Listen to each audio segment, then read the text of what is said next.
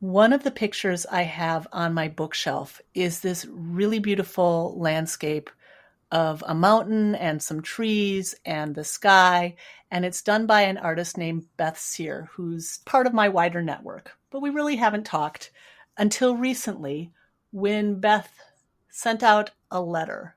And this letter was sharing a story that was a hard story. And she said, I wrote this story knowing that I would share it with you someday. Now is the time to share that story. But meanwhile, I wrote it for me. And I was like, oh my gosh, that's how I talk with the people I work with. So I reached out to Beth, and that's how we got this conversation. You're listening to Courageous Wordsmith. I'm Amy Hallberg, author, editor, and creative mentor. And these are conversations with real-life creatives on how we find and embody our voices. Because if you want to be a real-life creative, it helps to know what that looks like for you. Welcome to Courageous Wordsmith. Hey, thank you for being here, Beth. Thanks for having me. I appreciate you reaching out so much. Well, I mean, so in the little circle that you and I met in, it's sort of a artsy, life coachy business sort of milieu. And your pictures, a lot of people have them. So do you want to talk about your artwork first of all? Sure. Yeah, I think it's so much a part of who I am. The idea of not being an artist is so foreign. I've gone through a lot of different phases in my life, and I can just see that artwork will always be created. And I want people to have it and see it and feel something when they see it. I love when they end up on altars and, sort of sacred spaces that people create. And so I think the community that we connected in, a lot of the people have altars and special spaces that my artwork fits very nicely on. Well, and funny you should mention that because I was on a call with a mutual acquaintance, Laura Michelle Wolf. Mm-hmm. She's been on my podcast, and I like working with her because she also works with writers, right? And I was on this call with her, and she was asking, what's speaking to you? And I looked at her background, and there was one of your pictures.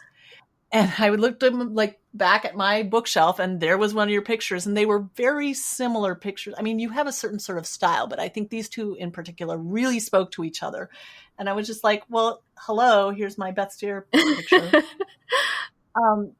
So what is it like to know that so many people around you have your art in their world, in their environment, just like in their daily lives? What does that feel like? I don't know that it feels like anything really. I think I have to really pause and think about that aspect because creating feels more like an internal compulsion almost. And there are times when it is sort of that feeling of being a conduit of getting energy out. And so it doesn't feel like there is an energy coming back in. So the idea of people having these things doesn't necessarily land back in me. That's interesting because the letter you wrote, what you said was, I was going through some things and I had to write this thing, and I was writing it for me. And at the same time, just like with your artwork, you do sell your work. You do know that you are a professional artist. Right. Yes. At some point, I will be sharing it with you. And now 3 years later, hi, audience, people on my mailing list, here's what I wrote for you. Mm-hmm. But first I wrote it for myself, and I let it be for myself, which, like I said, resonated so strongly with me as a writing mentor, where people will contact me and the first thing they want to ask about is publication. Mm-hmm. And I'm like, oh, no. The publication will happen if you don't focus on it. If you do focus on it, it might never happen because you're so attached to that you're not letting the work come through as it wants to be. So So I just find that fascinating. Do you want to talk about the specific letter that you shared? Yeah, it was a few months after I had um, become aware that I would be getting divorced. And I had moved out at that time. And it definitely felt that like that kind of creation, that it was sort of like a conduit feeling, that there was not a grasping for words. I didn't feel the need to very consciously think about what I wanted to write. It was just capturing this feeling that I had of what I was going through was going to have purpose for other people. That my ability to experience it and learn from it would be able to be transformed into something valuable, like a valuable resource that I've lived through that I can then share with other people, and know that I've held that space for myself and that I would be able to hold that space for someone else. Mm-hmm. Yeah. I mean, and when you talk about this, I think the fact that you gave yourself permission, I always talk about allowing when I work with Mhm. writers, like, can you just, the first stage isn't composition and revision, like it's allowing, that you allowed yourself to be in there because you did. It's very Mm. detailed. It's very specific and grounded. So what I read was, here's an artist who has lived her whole life knowing that she is an artist. I think that's fairly true for you. That's just innate. It's part of who you are at your core, which we're going to get to that in a minute because this takes a really interesting little twist. But I'm going to stay here for a moment. So that's foreshadowing. Um, you had this life together where it wasn't just the marriage and the relationship, but it was, you had this home that was very, very supportive of the work that you wanted to be doing. So do you want to talk and the fact that you were just writing that about yourself and not sharing that to everybody, which probably would have been really, really painful. Like, it's an idealized life you've built for yourself that you're about to lose. Yeah. Letting yourself just have that knowledge for yourself, the writing is so much more grounded than it could be if you were looking around outside thinking, how is everybody going to receive this? Mm. So do you want to talk about that? Sure. Yeah, I think when we have dreams and we work towards them, there's a level of certainty that we convince ourselves that we have because we're making progress towards that goal. Mm-hmm. And because we're making progress towards the goal, that Mm-hmm. means we will achieve that dream.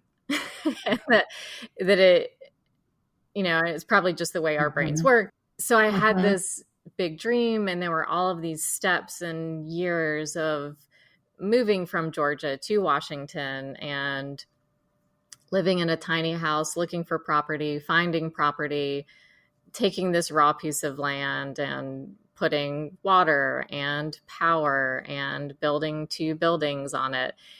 So there was this trajectory of years of being in partnership, working towards this common goal. I was really tired of commuting and I was really looking forward to being able to work from home again. And we were almost finished building the studio when things ended, and we had to finish putting the siding on the building that would have been my studio. And this like view of the mountain Oh my and the gosh. water and 16 acres that was just surrounded by trees but open in the middle, and you can see the work from that 2-year period that I lived on that property. And the night skies were just so impressive, and it came through my work so clearly. And we had planned on building a house, and all of that dream went away. And the grief of losing something that you thought you were working towards is a much different form of grief than just losing a person that like is a physical entity. But the idea, Right. like grieving an idea of what you thought you Right. were working towards, is and Yeah. home. Like you were building Some a of that I home. think was actually easier to let go of Yeah, than I thought. Um, interesting. I was surprised at how quickly I got through some aspects and what I held on to or what was more challenging to work through. Yeah, I don't think you can know. Like, you know, I had a I had my career fall apart on me, right? And so it's a similar, like I built Mhm. a whole world around myself, but I don't get to have it. And I'm passing it on to somebody else, and it won't be anything like it was without me there because I'm the thing that Yeah. made it that, right? You're right. It's surprising what it is that hurts and what it's just so easy to walk away from. It's really surprising. Um, what happened next? So then I was like, oh my gosh, must talk to Beth, right? And reach out. And you noticed that I had just gotten my certification in this very, very strange little training, level 4 quantum human design. And it turns out that that's what we're really talking about today. Fun. But so it sounds to me like you would not have gone that direction had you not suddenly had this liminal space in your life where you needed to make sense of what was happening. I think that's accurate. I Through the sale of the property, I purchased the levels 1 through 4 bundle and um, I had this space and time where I was living alone and I thought, oh, this is a time for me to really figure things out. What do I want to do? Basically, everything was being dismantled. And so it kind of felt like if I take everything down to ground zero, what do I want to build up Mhm. again? And I'd actually had a human design reading from Michelle that you mentioned earlier. I've had some from different people, but she was a strong connection through, signing up for this program.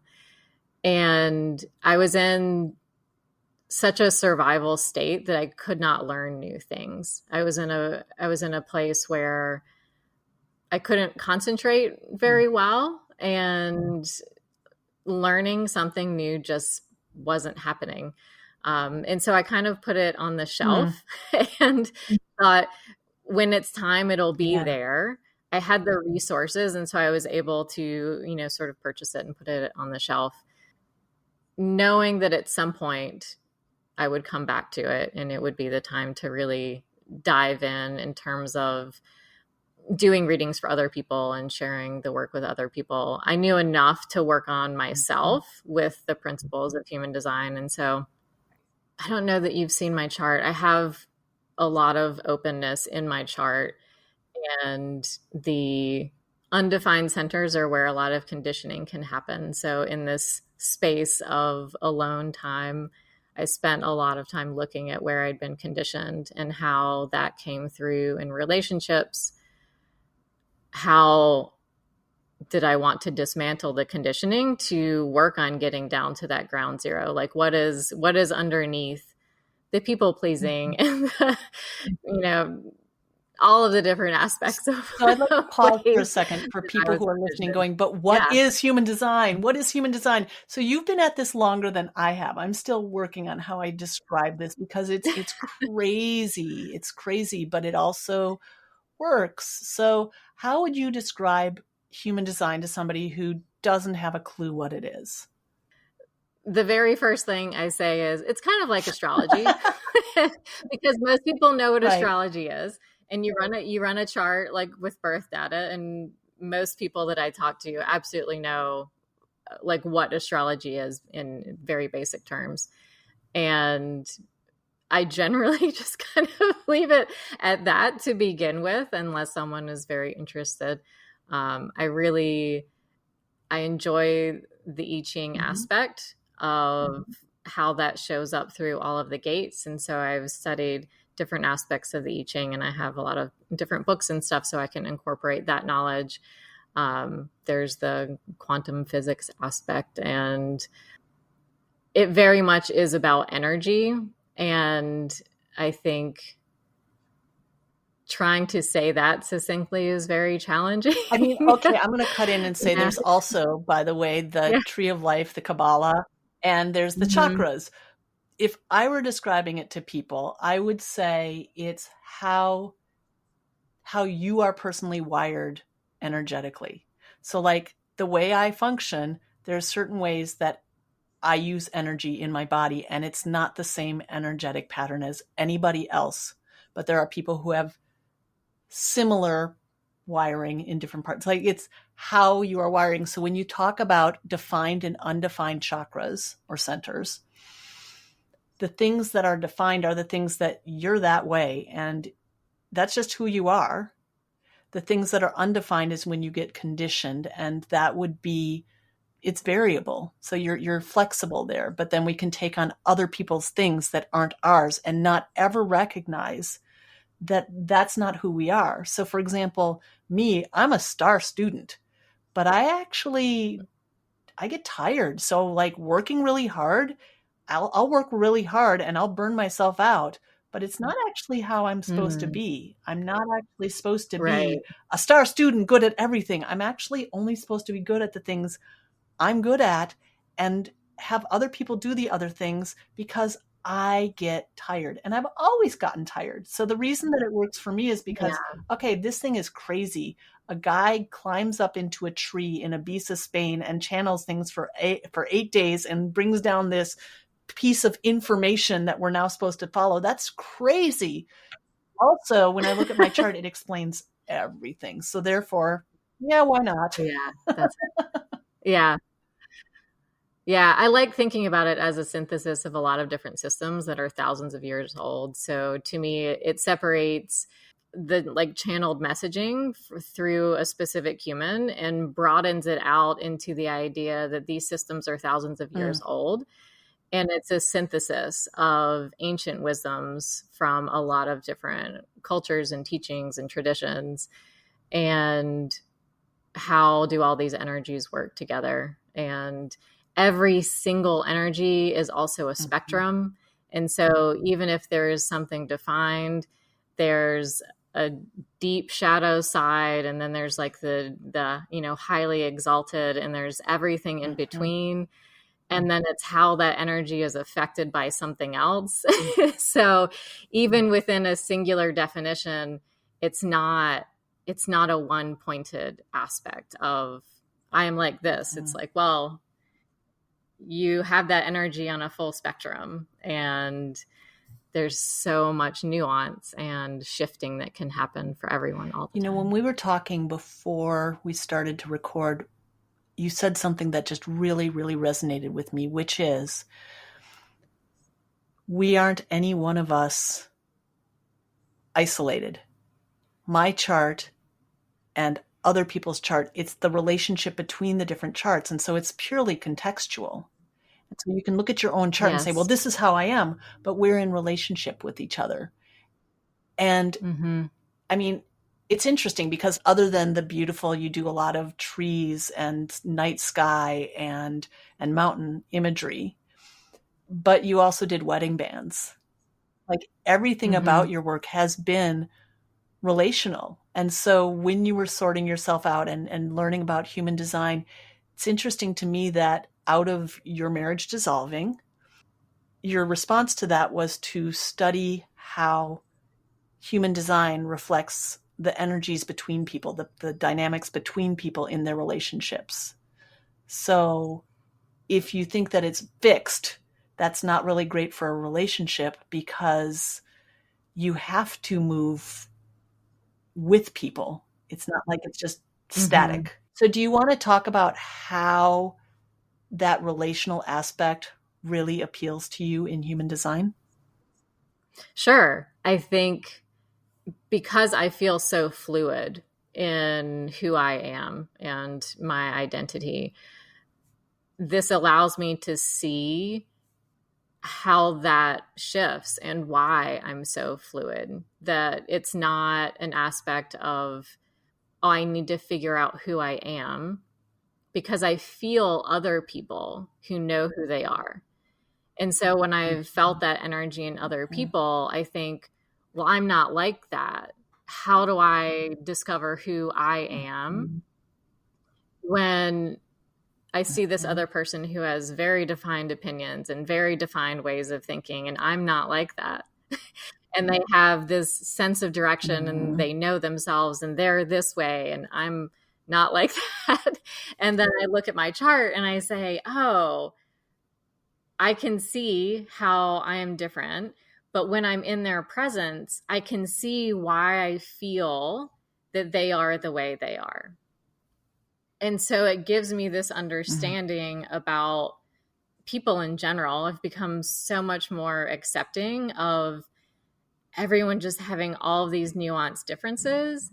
And there are similarities between every chart I've run. There's at least, I don't know, 5 similarities between 2 different people, and kind of seeing this foundational layer of where are people similar? Where can people connect and say, oh, I feel that way about that too. I understand that.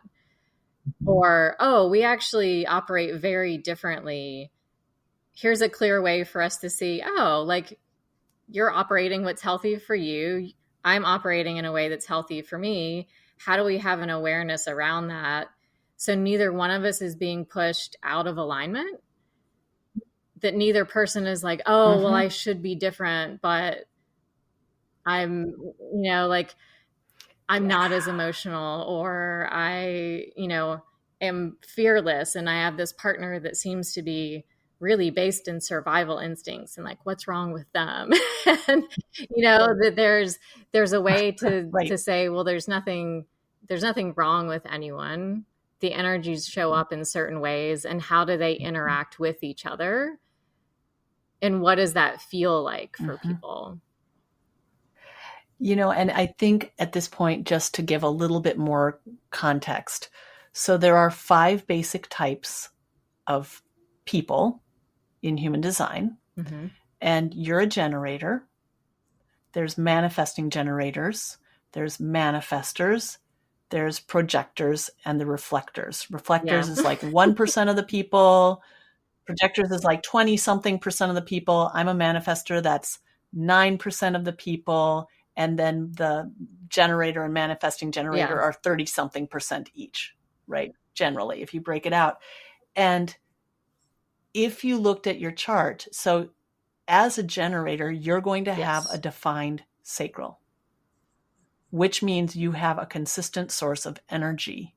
And so if I were to think about that, I'm like, oh, well, a generator, they have consistent energy. And yet you're also saying, yeah, you have a consistent source of energy, but you have a lot of lack of definition other places. Whereas somebody like me as a manifester, what makes me a manifester is that I have a motorized connection to my throat. So my throat is defined and my emotional solar plexus is defined. My emotional solar plexus makes me emotional. It comes in waves. My throat is defined. That's, speaking, right? But I don't have a defined sacral. So I get tired. So I have like these bursts of energy in it. And so like if people were looking at me, I have a lot of definition in my chart, but then I just get tired and I go to sleep. Yeah. So even knowing one of those 5 types, okay, that you have a defined sacral and I have a motorized emotional connection to my throat, even within those 5 types, there's infinite numbers of possible options. And like you said, but somehow there's always these convergences. And I've been talking a lot lately, just in writing, about congruence and contrast. Like when we're writing about people, this is why I wanted to do it. I want to get back to your art in a minute. But as writing, what I like about it is it helps us to just give us a lens to look at ourselves and to see what's happening and to put a name on how we are operating so that we can write about it, to put language to it. You're coming to this from the lens of an artist, like a visual artist, like you do metal work and you do ink work. And I just wonder, as a visual artist, what does it mean to have this language for human design? How do you see that? I think the initial thing that comes up is that on my own, in my own energy, by myself, I don't have a defined throat. And the defined throat helps to bring expression out into the world. And so one of the things that I notice is when I'm in Mm-hmm. the presence of people that have a defined throat center, it's easier for me to talk. And it's a wonderful quality as Uh-huh. someone running a podcast to have, regardless of who your guest is, you're providing this throat expression energy that can aid other people in their Mm-hmm. self-expression through words. And Mm-hmm. I have a very body-based way of operating when I'm on my own. Mm-hmm. And so the aspect of visual Mm-hmm. art makes so much sense for me in terms of my Mm-hmm. expression, that I feel into my Mm. body a way to express myself, and it comes out in a physical form. So it bypasses words Right. and feels Mm-hmm. into the energy of what is it that I'm creating? What is it that I'm wanting to express? What feelings do I want to convey? What messaging do I want to convey without words? Because in my own energy, I Mm-hmm. operate in a lot of pictures. It's interesting to see how that pathway of energy for me is really important for me to tap into to keep that Mm-hmm. flowing. Yeah. What was interesting for me when I started really digging in, I've been dabbling with human design for a while, but a manifester, Mm-hmm. which is, I said, motorized throat, right? The trait of a manifester is that we actually have an internalized Mm-hmm. non-verbal flow. I was like, wait, what? Because my kids will tell you, one of my children in particular gets so frustrated with me when she's like, but you're a wordsmith. How come you don't Mm-hmm. have words to explain blah, blah, blah, blah, blah? It's like, well, that's not really how I'm wired. Like, yes, I have words, but it's not like I just talk on demand, or it's not like you ask me a question and I immediately have those words. It's like, no, I'm feeling into it. And so what I love about the human design is it gives me a framework to look at, to put it into context, but I'm still interpreting it from my own understanding, from my own worldview. One of the things you and I talked about is that when you do human design, there Mm-hmm. is language you can look at that's been channeled forth and translated into different versions. But you were talking about how in your work you are actually deriving your own language In for the the way that it system. makes sense to me, because Mm-hmm. there are so many different voices. And I think Mm-hmm. part of having an undefined ajna, having an undefined throat, is the ability to see all of these different perspectives and create a new Mm-hmm. picture that is a slightly different perspective, that's a conglomeration of a lot of different perspectives. And having a Mm-hmm. very broad and nuanced, open sense about this system is something that I want to be able to help people see, that one thing can have many different perspectives. This is such a theme for me. I appreciate it so Mm-hmm. much. I think about religion, or I think about education, or anything where we try to systematize it and make everybody be all the same way and to use it as sort of a dogma. I could see that somebody would be like, well, this is the type of person I am, and now you have to bend to who I am because this is just how I am and I can't change. And you could become very rigid with this knowledge. So before we started recording, you talked about you have a top 10 list of things to remember, Yeah, I think, or something like that. And maybe you don't want to list all of them, but do you want to list just a few of them that are on your mind as you're thinking about what we've been talking about? sure. One of the main things is allowing people to not label themselves. Mm. It's the challenge when there are names of things that, like, oh, Mm-hmm. like, I am a generator. It's like, well, that is creating a label. One of the things that I like about Karen Curry Parker's work is that she has renamed a lot of the things. And I think that alone for me says everything can be named something else. And so Mm-hmm. when we're in quotes labeling ourselves, we can create whatever words we want to use that feel right for Mm-hmm. us. And, it's Mm-hmm. like going through a thesaurus and which word feels like what you're actually wanting to convey. Like I have a perspective of many perspectives. I have a voice of many voices. And the ability to Yeah. synthesize that, which is part of my human design also, is the ability to take a lot Mm. of information and synthesize it into something that a lot of people can understand. And it's Mm. taken me some time to like be able to do that. It took me longer than I thought that it in quotes should, um, because I'd been studying for so many years informally that once I was studying formally, I thought, Mm-hmm. oh, I should be able to just kind of regurgitate this, and I couldn't. And what I realized is that I needed to take all of it and create my own Mm-hmm. way of describing it and sharing things with people. Number 6 on my list is we are ever changing dynamic beings. That that we Yeah. aren't static. So like me being a generator, there's a huge spectrum.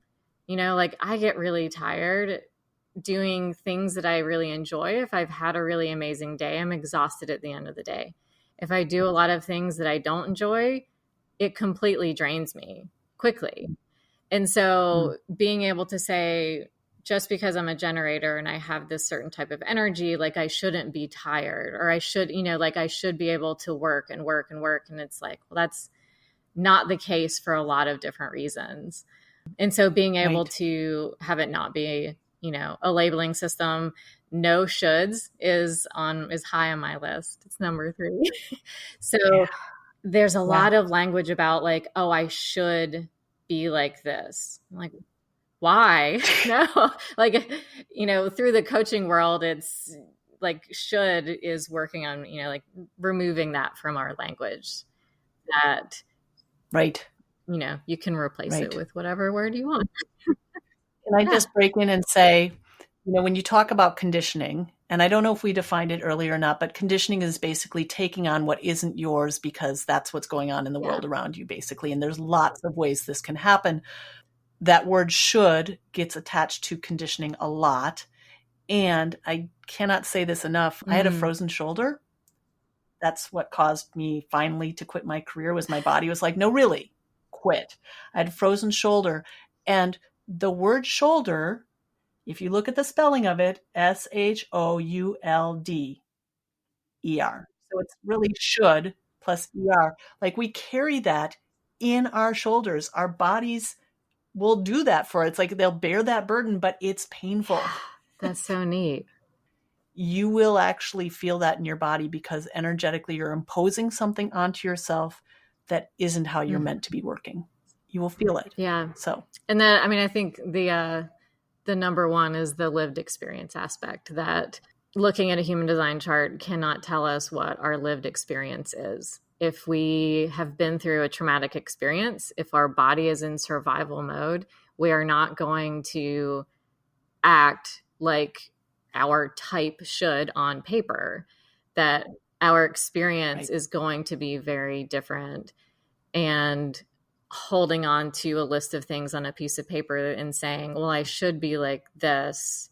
I'm this label. I'm this type. I have this thing. But you've just gone through an amazing experience or a really challenging experience. You're going to be Mm-hmm. different. You're not going to be what it is perfectly on that piece of paper. So, lived experience being so important, not having shoulds. We're always changing and growing and adapting, and we're different around different people. And I think the last I'll read off the list is conundrums are everywhere. I think this is what I really opened up to, understanding my own confusion about human design, is that everyone has contradictory aspects within their energy. And Mm-hmm. we're taught this kind of like top down, like type and profile and strategy authority and like the big things. But if everything is not in context, there will be things that don't make sense and feel like, well, that's not me. That doesn't make sense. But when you look at this other part of the chart and then you look at this other aspect and then you look at this other one and then you put them all together, it's like, oh, okay, well, that makes sense. We all have conundrums. We all have these aspects where I'm kind of like this, but then also this other thing. And right. And it's not about certainty. I think it's so tempting to be like, oh, okay, I have found the answer. It's not actually about certainty. It's actually another tool to give yourself permission to ask lots and lots of questions. Yeah. Well, thank you so much for this conversation. I hope you'll come back and we'll have more conversations, because this is just the beginning of my little journey here. Thanks for listening to Courageous Wordsmith. Today's episode featured Beth Cyr. You can read more about her and check out her links in the show notes. That's where you'll find my links too. Backstage at Courageous Wordsmith, our production team is the brilliant Brooke Roy and me, Amy Hallberg. You can subscribe to this podcast right on this page. Sign up for my emails and share with friends who want to write. And how about you? You have stories to tell. What if you let yourself tell them? What would that look like for you? I am Amy Hallberg, and until we meet again, travel safely.